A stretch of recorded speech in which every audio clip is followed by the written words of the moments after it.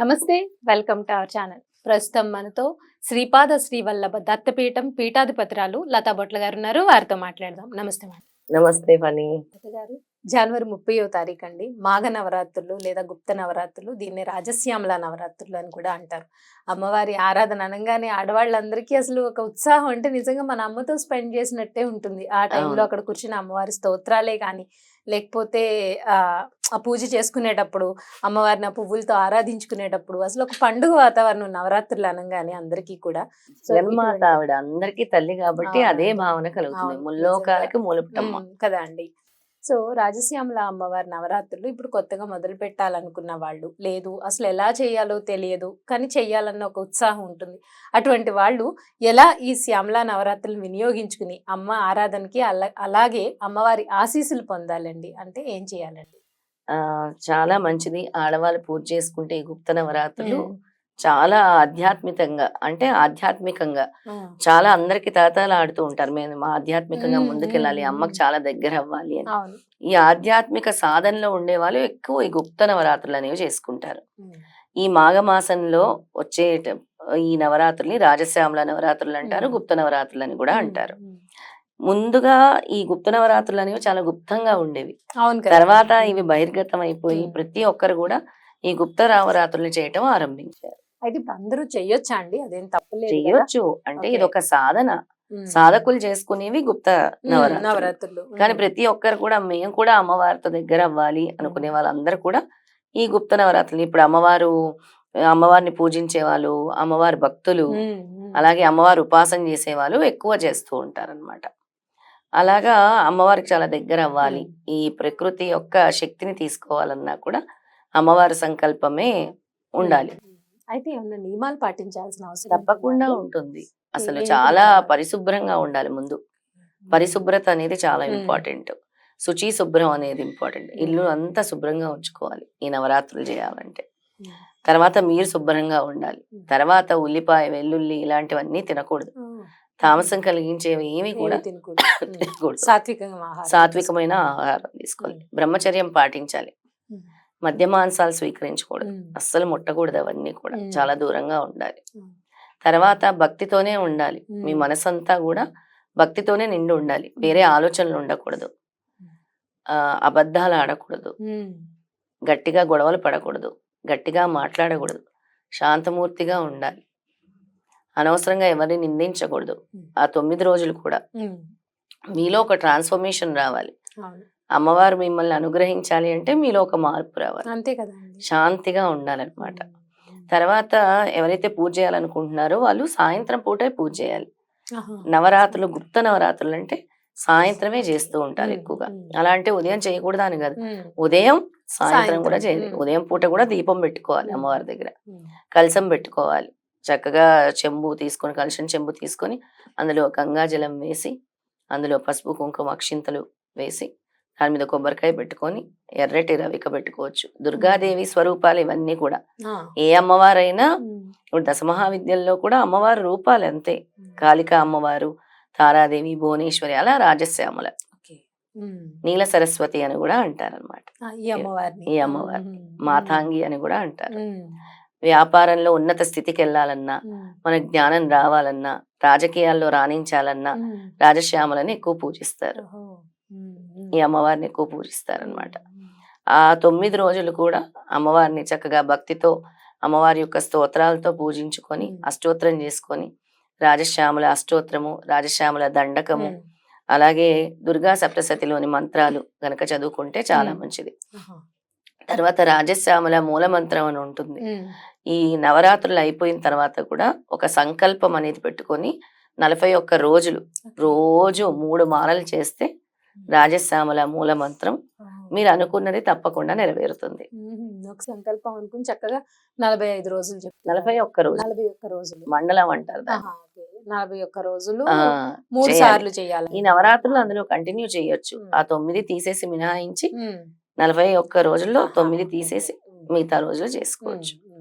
అంటే ఇవి కూడా కౌంటే. అంటే ఎవరికైనా ఒక మహత్ సంకల్పం ఉంటే, వ్యాపారం బాలేదు, మా వ్యాపారం రాణించాలి, మా వ్యాపారం ఉన్నతంగా అవ్వాలి అన్నవాళ్ళు, లేదా మాకు రాజకీయాల్లో రాణించాలి, లేదా మాకు ఉద్యోగం రావాలి, ప్రమోషన్ రావాలి అనుకున్న వాళ్ళందరూ కూడా ఈ నవరాత్రులు చేయొచ్చు, చక్కగా చేసుకోవచ్చు. అమ్మవారికి ఇష్టమైన ప్రసాదాలు పులిహోర లాంటివి, అలాగే క్షీరాన్నం లాంటివి, దద్దోజనం లాంటివి, ఇలాంటి ప్రసాదాలన్నీ కూడా పెట్టుకోవచ్చు. ఇప్పుడు డైలీ ఒకవేళ అంత టైం లేదు, రోజు ఇంటికి జాబ్స్ చేసేవాళ్ళు చాలా మంది ఉంటారు, స్ట్రైన్ అయ్యి మళ్ళీ ఈవినింగ్ ఇంటికి వెళ్ళి ప్రసాదాలు చేసి పెట్టలేని వాళ్ళకి అంటే ఆప్షన్ ఏమైనా ఉంటుందా అండి? మామూలుగా నిత్య పూజలాగా చేసుకోవాలి. ఏమైనా ఫ్రూట్స్ అయితే పీఠాలు అవి ఉంటాయి. పెట్టకపోయారు, ఇప్పుడు పీఠం ఏర్పరచుకొని నిత్య పూజ అయితే అందరూ చేసుకుంటారు అలా కదమ్మా. ఆ అలా నిత్య పూజ చేసుకోవచ్చు. చేసుకొని ఏదో ఒక ఫ్రూట్స్ పెట్టేసి ఫ్రూట్స్ అమ్మవారి యొక్క మంత్రాలు చదువుకోవచ్చు. అమ్మవారికి కావాల్సిన ఆర్భాటం కాదు, భక్తి, శ్రద్ధ. అవునండి, శ్రద్ధ భక్తి ఉంటే చాలు. నాకు అవి కావాలి ఇవి కావాలని అమ్మ ఎప్పుడూ వాడదు, అసలు అడగరు. ఆర్తి కావాలి. భగవంతుడికి కావాల్సింది ఏంటి? ఆర్తి. వాళ్ళని స్తుతించటం, వాళ్ళని మనము అనుక్షణం ఆరాధించటం, భక్తి పారవస్యంలో మునిగిపోవటం, అదే కోరుకుంటుంది తల్లి. అప్పుడు అమ్మవారి అనుగ్రహం, చల్లని చూపు ఎప్పుడు అందరి మీద ఉంటుంది. తల్లి ఎప్పుడు కూడా బిడ్డలందరూ బాగుండాలని కోరుకుంటుంది. అలా జగన్మాత యొక్క సంకల్పమే దత్తాత్రేయుడు కూడా నిర్వహిస్తున్నానని చెప్తారు. ఆ చివరి రోజు 9వ రోజు ఆడపిల్లలు ఉంటారు కదా, చక్కగా చిన్న చిన్న పిల్లలు, వాళ్ళందరికి కూడా తీసుకొచ్చి పాదాలని శుభ్రంగా కడిగి వాళ్ళకి పారాని పెట్టి అలాగే వాళ్ళకి ఏమైనా చిన్న చిన్న కానుకలు ఇచ్చి వాళ్ళకి భోజనం పెడితే అమ్మవార్లే బాలలు, అందరి బాలలు కూడా బాల పూజ చేయాలి. అలాగే మాతృదేవత అంటే మీ ఇంట్లో ఉండే మీ తల్లిని పూజించుకోవాలి 8వ రోజు. 8వ రోజు అప్పుడు చాలా ఫలితం అన్నమాట. మాతృమూర్తి పూజ చేయాలి తప్పకుండా. ప్రతి ఒక్కరు కూడా మాతృదేవతని పూజ చేసుకోవాలి. మీ యొక్క తల్లిని, మీ యొక్క అమ్మగారిని పూజించుకోవాలి. ఇప్పుడు సామాన్యంగా అమ్మగారైనా అత్తగారైనా ఎవరి తల్లి సమానురాలు. అవును, నిజంగానే. ఎక్కువ ఈ గుప్త నవరాత్రుల యొక్క సారాంశం ఏంటంటే మన ఆధ్యాత్మికత మరియు లోతైన ధ్యానంపై దృష్టి ఉంటుంది. అలాగే ఈ పవిత్ర కాలం భక్తులకు శ్రేయస్సు, విజయం, మామూలుగా ఎవరైనా మామూలుగా పూజ చేసినా శ్రేయస్సు, విజయం మరియు జ్ఞానోదయం కోసం ఈ గుప్త నవరాత్రుల్ని చేస్తారు అందరూ కూడా. జ్ఞానోదయం అంటే మీలో జ్ఞానం లేదని కాదు, ఉంది, ఇంకా మారాలి అనేది అమ్మవారు కూడా కోరుకుంటారనమాట. అయితే ముహూర్తం మాత్రం జనవరి 30వ తారీఖు ఉదయము, ఫిబ్రవరి 7తో ఎండ్ అవుతుంది. అవి గుప్త నవరాత్రులు. ఆ ప్రకారం అందరూ కూడా పూజ చేసుకోవాలి, అమ్మవారిని ఆరాధించాలి. ఆ 9 రోజులు ఎవరు మీ ఇంటికి వచ్చినా చక్కగా పసుపు కుంకాలు ఇచ్చి అమ్మవారు వచ్చినట్టు భావించి, ఎవరు ఏ రూపంలో వస్తారో తెలియదు, వాళ్ళకి తాంబూలం ఇవ్వండి. అమ్మవారు ఏ రూపంలో అయినా రావచ్చు. అయితే ఫోటోను పెట్టుకోవాలి, ఇవన్నీ కూడా వాళ్ళ ఇష్టాలు, వాళ్ళ ఇష్టం. అమ్మవారి ఫోటో, లలితాదేవి ఫోటో ఉంటుంది అందరి దగ్గర, దుర్గాదేవి ఉంటుంది. అలాగే లేదు మాకు రాజశ్యామల ఫోటో కావాలంటే తెచ్చి పెట్టుకోవచ్చు, తప్పేం లేదు. 9 రోజులు చక్కగా ఒక పీఠం ఏర్పరచుకుని చేసుకోవచ్చు. పీఠం ఏర్పరచుకొని చక్కగా పీట వేసి అన్ని చేసుకోవాలి. ఇంకా చాలా మంది ఏం చేస్తారంటే పని, చక్కగా ఒక మట్టి పాత్ర తీసుకొని అందులో మట్టి వేసి నవధాన్యాలు వేస్తారు. లాస్ట్ రోజు మొలకల్లాగా వస్తాయి. తర్వాత ఆ మొలకల్ని ఒక పూల కుండి లాంటి దాంట్లో వేసేసి అందులోనే ఉంచుతారనమాట. అవి పెరుగుతూ ఉంటే శుభ సూచకంగా. అయితే ఈ నవధాన్యాలు అనేవి మీకు నవగ్రహ దోషాలు ఉంటాయి కదా ప్రతి ఒక్కరి జీవితంలో.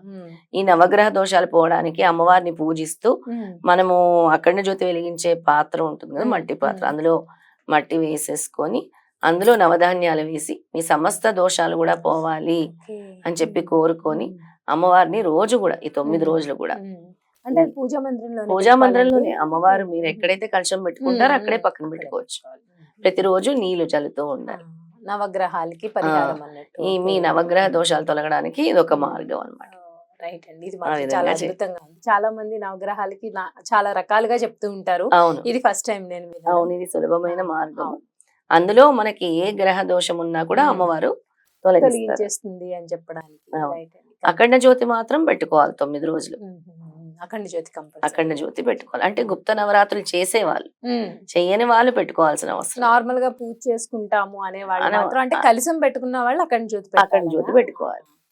కలశం లేకుండా నార్మల్ గా ఏదో ధూప దీపాలతో అది నార్మల్ గా అమ్మవారి స్తోత్రాలు చదువుకోవడము, నార్మల్ పూజ. ఇప్పుడు వాళ్ళు ఈ నవరాత్రులు చేస్తున్నట్టు కాదు కదా, అమ్మవారి దీక్ష చేస్తున్నట్టు కాదు. బట్ అమ్మవారి దీక్ష చేస్తున్నారు, ఖచ్చితంగా కలశం పెట్టుకోవాలి.